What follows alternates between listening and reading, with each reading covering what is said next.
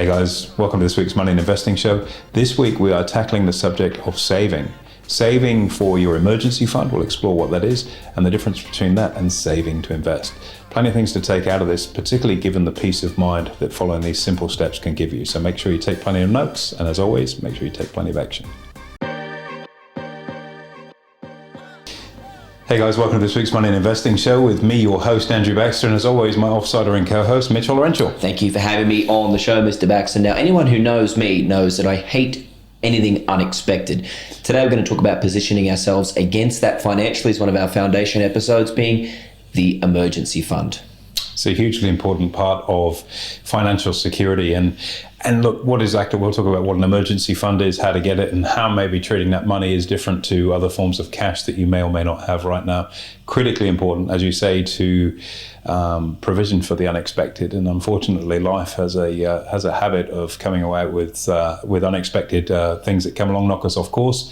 And we need to have the resources to ride that out and avoid the stress that comes with it. It does. And the fact of the matter is, most people forget to have an emergency fund, albeit it's one of the most critical parts of anyone's savings accounts and their financial plan. Before we do jump in though, AB, to what that looks like and what kind of formula we could use, I just want to talk a little bit about cash as an asset versus cash as a tool, because I know there's a big difference and you feel quite passionately about this. Too true. And I think, as an investor, you always look at cash as an investment asset that needs to be earning a return. It needs to have a commercial level of return, which is quite hard during times of inflation, of course. When we talk about an emergency fund, we're defining cash instead of an asset to invest is actually a tool to use. So ordinarily, we always say, make sure you're getting a great return on your cash and get the cash working by investing in assets that offer you, a decent rate of return for the level of risk that you're supposed to be comfortable with. When it comes to your emergency fund, it's not about creating a return on that. It is just simply a pool of asset, a tool that you have there should you need to have an injection of funds at the very short notice time frame. So could I ask you a question, AB? Forgetting an emergency fund for the minute, but just simply holding cash at the bank. You mentioned it's tough during times of inflation. Why is that exactly? Okay, and we've seen this a lot on social. You get people saying, oh, look, I'm earning 4.5%, 5% on cash. Why would I want to do anything else with it? But when you take it into account on a real basis, and what I mean by a real basis is what's that worth to you after tax, because you pay tax on interest, but more importantly, what's it worth to you when you remove inflation? So taking the two numbers, let's say your interest rate that you're earning is at 5% and you're at a 20% tax rate. Net after tax, that means you're not earning 5%, you're earning 4% on your money. And then with inflation being 7% in this example, you're not actually making 4% on your money on a real basis. Taking inflation into account, you're actually losing 3% a year on that money. And in other words, when you look at your bank statement, you go, what are you talking about? I've still got, after tax, for every $100, I've got $104 in my account at the end of the year. So what are you talking about? It's not about the physical value of the money. It's what that money can then buy you. And if the cost of living is moving up, in this example, it's 7% a year, you'd need at least $107 in your bank account just to be keeping up with the cost of living rise. So if you've only got $104 there, you're effectively $3 behind. So it's about what it looks like on a real basis. And that's why, holding cash, particularly during times of inflation, may seem like it's a safe haven asset, but in reality, you're almost certainly guaranteed to be going backward with no real upside. So it may seem like a safe haven asset, but in actual fact, you're losing money on a real basis guaranteed. Sounds like a bit of a head spin at the very start, but the way you explain it makes total sense. If we then parlay that into the emergency fund, AB, which is a different kettle of fish again, not necessarily as an asset that should be invested, rather a tool. So let's talk about what an emergency fund is and what they're actually designed for. So as its name would suggest, it's for emergencies. There's no gold star for guessing that.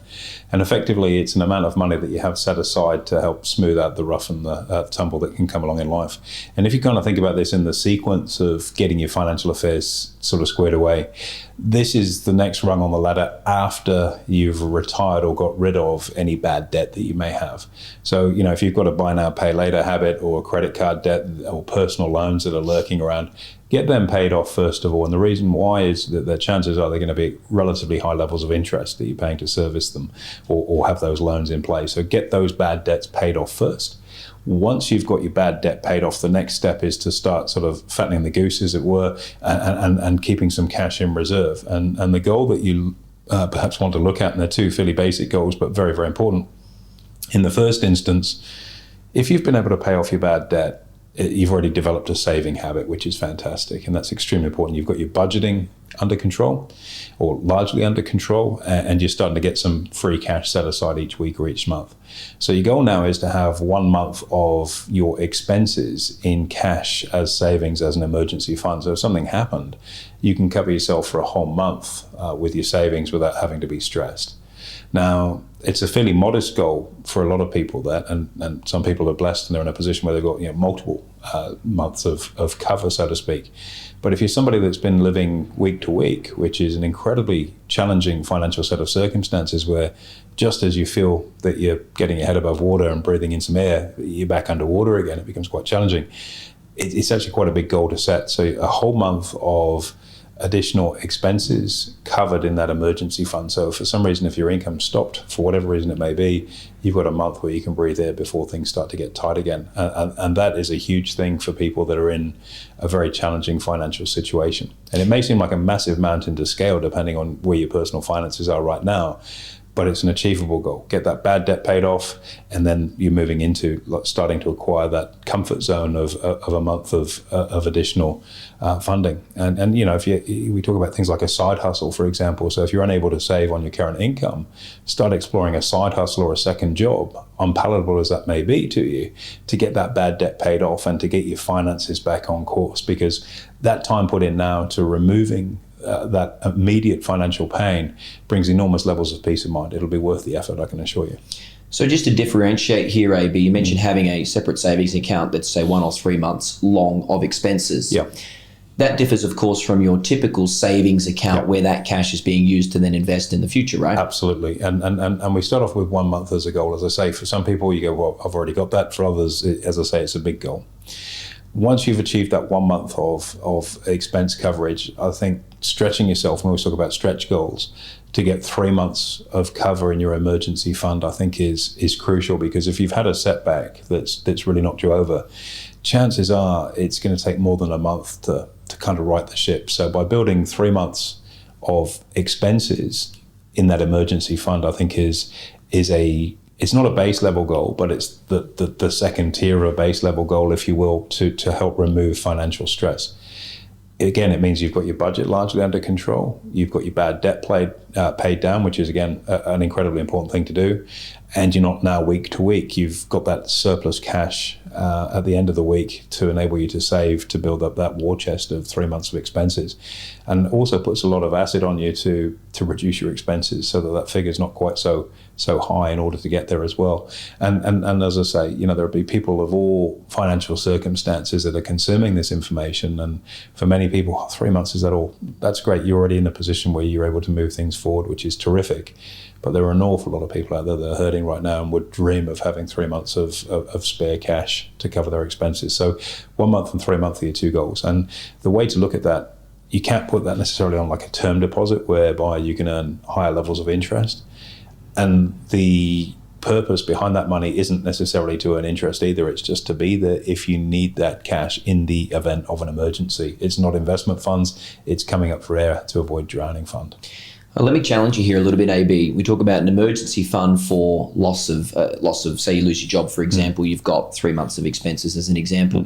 What about if you have an unexpected expense? You may notice I did the in quotation marks because the blurred lines here is what is an unexpected expense, right? What are you differentiating as necessary, emergency, or discretionary when it comes to actually using that cash? Okay, here's the thing, and to have gotten to this point in the journey where you've got your bad debt paid off, etc., you've done your budgeting work, you're starting to exhibit signs of discipline, which is really, really important when it comes to managing money. And as a consequence of that, you've got to have a very disciplined definition of what the criteria is for you to access that emergency fund. So, you haven't seen your cousin for 4 years and they're in their country and they say, let's have a big night out on the town. That's not an emergency fund for funding your nightlife. Definitely not. And I'll just use that as an example. Maybe it's not the best example, but nonetheless, it's there for when you really seriously need it, not for discretionary or frivolous spending. So let's say the gearbox busts in the car and you need your car to get to work or take the kids to school or whatever it may be. That might be an example where you do dip into that, and then obviously you then need to put in play, once the bill is paid, the action plan to redivert funds to replenish that emergency fund so it gets back to 3 months as quickly as possible. So yeah, losing your job is an example of that. Maybe you've had an accident, you're unable to work, or your pay's been scaled back because you've had an industrial accident or whatever it may be in that sort of space. They're really, really good examples of dipping into that emergency. That's what it's there for. Getting your car fixed, that's what it's there for. But a new TV, that's definitely not the case. And I don't say that, again, that sounds a little bit condescending if you're living week to week and, I was going to raise the piggy bank to buy a new TV. That's not the message here. It's the fact that you've got to be very, very structured and understand the importance of what that money's been put aside for. And under no circumstances that's a non-emergency do you get tempted into the old bad habits of spending things you shouldn't be spending. So can I once again challenge you, AB, and this is really good discussion. We're in a situation where the cost of living is rapidly increasing. Likely people are paying a lot more on their mortgage repayments, and the cost of groceries, fuel, all that kind of thing is more expensive. So by default, people's 3-month expenses would have rapidly increased today from where it was a year ago. Not to mention the fact that you've also got an element, if you are earning more, of lifestyle inflation, where you start to spend more, have more expenses given on how much you earn. How are you adjusting your emergency fund, and how often would you be needing to review that in order to make sure that you've got the minimum requirements met? That is an absolutely brilliant question. I love that. You've been thinking about that one. I have. One of the things that we espouse is having a money date each month. And, you look at where the household finances might be if you're with your partner, to say, okay, things have definitely got more expensive, and I'll give you a first-hand story of this in a few moments. And as such, we need to put more away to be able to cover the household bills. Well, at the same time, you're going to need to provision a little bit more on the saving as well. And part of the issue, I guess, that we've seen in Australia with the Reserve Bank increasing interest rates, for example, the idea of that is to slow down consumer spending, to reduce inflation. So if costs are moving higher, there are things within the budgeting part of what we've talked about, which are necessities. There are also the fixed costs in there. Maybe targeting and reducing some of the discretionary stuff down so that you've got the ability to have a little bit more household income to spend on the things that you need, the necessities, and also still carving enough off there to make sure that the money that you've got in reserve is enough to cover those expenses too. It needs to come out of those discretionary spend decisions. And also, if you've got a situation where you've got a debt refinancing, bad debt refinancing, I'm talking about here personal loans and things like that, getting those eliminated before you move into this phase is key, because you can't expect to save when you're paying 14, 15% interest on a personal loan. And look, got to get the order right. Absolutely. And this is personal finance 101. It may seem quite boring having an emergency fund, 3 months of expenses saved away, doing nothing, sitting in your bank account, albeit it's probably one of the most critically important stages of money fundamentals, right? It is. And as you say, I mean, that level of what you hold needs to vary, and household expenses do shift quite rapidly. I mean, if I look at my own household, we've got 5 children, and now we've got a couple of horses as well. I'd hate to see your 3 months of expenses saved away. I really would. It's a decent number. But the reality is that, and I was just telling my wife last week, and she's like, we've got the farrier that comes around now, which up until prior to having horses wasn't an expense that we had, and we've got a vet that comes around, and there's different stuff from a feed perspective and supplements and all the different things that go alongside horses, and which is all new for me.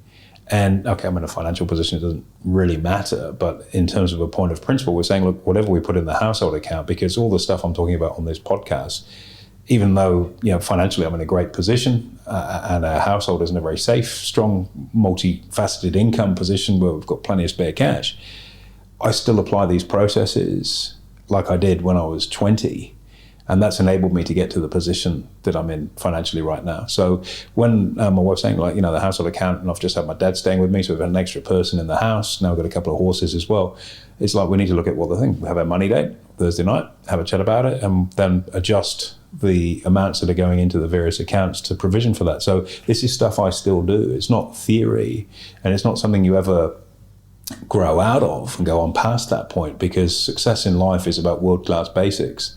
And if you can get the budgeting side and the household account running properly, and then the investment account running properly, and then your investments running properly, and then your asset allocation running properly, and then your structuring running properly, and then your tax planning, but it all starts by keeping your eye on the basics there. So yeah, we've just adjusted literally our household accounts and provisioning like this, and I've certainly got more than 3 months of household expense covered, but the household expenses have jumped up quite measurably. So this is a dynamic living thing. So those money dates every week or every month, depending on how often you have these conversations, or every quarter, are crucially important to move the needle to make sure that what you've set that out to do still works. So as we sort of come to the end of our broadcast today, Abby, can I ask you for an example? Let's pick, your say 20s or 30s, so pre-kids, where you were hustling as such to try and create wealth and build yourself up. Is there a time where something as an emergency occurred where you had to draw on those funds? I guess if you put me on the spot again here, I think, when I first finished uni and started in the workforce, that was probably the time when my funding was most stretched. I've been very fortunate. I've earned great money throughout my career. But when my career first started, things were stretched there. And one example, the first place I bought in London was this Victorian terrace. It was built in like 1840 something. And I bought it, and it was not in the best part of town as what I could afford. And I'd started doing a cosmetic renovation because, I was a bachelor at the time and I needed it to look okay. And, so there's carpet and paint job inside and some new furniture and all that to make it a little more appealing. And my gas boiler blew up. And that doesn't sound like it's any big deal, but if you live in the UK, a lot of stuff these days is obviously driven off gas, so that's no hot water and no heating. And I remember it was just after Christmas, so it was really cold. And it was, and British Gas had the monopoly at the time on doing servicing. You could only get them to do this kind of thing. And there was a wait list, but you could pay a premium to get further along the wait list. So it's like the jump the front of the line pass at a theme park almost. And I had to bite the bullet. I almost cried, I think. It was like extra couple of £100 to move along. And I didn't have the money, because I just bought a place. I was refitting it and refurbishing it and all that sort of stuff. And these are very real problems that are around today for anybody that's living life. There's always something unexpected. And that did set me back. And then it was, the gas plumber comes around, we've got to do this and you got to do that. And of course, I don't know anything about gas plumbing. Bullets by this stage, I assume. So I can't remember. It was like £1,500 or something like that for the whole thing to get replaced, but it was £1,500 that I didn't particularly budget for. And decent lick back then too. It was, and was wholly unexpected, and it needed to be paid. And there are a number of ways that you could do it. You can add it onto your gas bill and pay the interest on it. And like my father schooled me well, he doesn't like debt, and neither do I as a consequence of that. Or you could just pay it out. So I had to dip into my emergency funding, paid it out, and obviously then replenished it over a period of time. So these are things I've experienced, and it's life. Another time on my car, the gearbox went on my car, and again I think I just literally finished uni, and I didn't have a particularly good paying job at that time either. But, as a young man, I needed the car to get out and around, to have a social life. And to be a bachelor, of course. To be a bachelor. And so, that needed to get fixed. And, they're just things that come along in life. And if you've taken the time to build the steps in play, they can, even though they disrupt the game plan that you might be on and the trajectory you want to go, it takes a lot of the stress out of it. Like, oh, my goodness, how am I going to fix this? What am I going to do?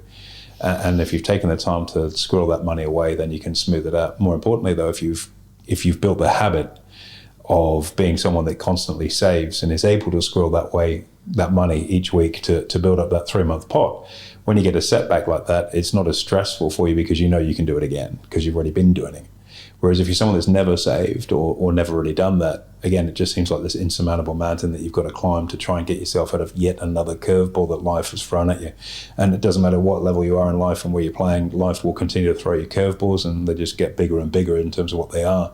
But if you've built the muscle memory and the habit and the skill set to be able to tackle them through having your war chest, your 1 month or 3 month saving, you're in good order. And then the surplus, as you continue to save after that, starts to go into your investment account. That is an asset. That is where you're looking to generate return on the money But the 1 in 3 month, that's just to get you out of trouble should it pop up. Very, very important basic step, but nonetheless really, really important. And I'd actually forgotten about that story about my time in London. It takes me back, and I can see that place right now, that house, and I was so proud of it. And it was the first time I bought a property, and it was this huge thing. And then when that went wrong, and I was all in with my mortgage and furniture and whatnot, yeah, it was a tricky time for a couple of months. And you come out the other side of it and look back now, and we're telling thousands of people about it on this podcast. Maybe a great way to finish. Great lessons in this one. Basic, albeit very important. So thank you very much. Absolute pleasure. Anytime, Mitch. There you have it, guys. Make sure you like, comment, subscribe. Most importantly, hit that notification button, and we'll look forward to hosting you next week.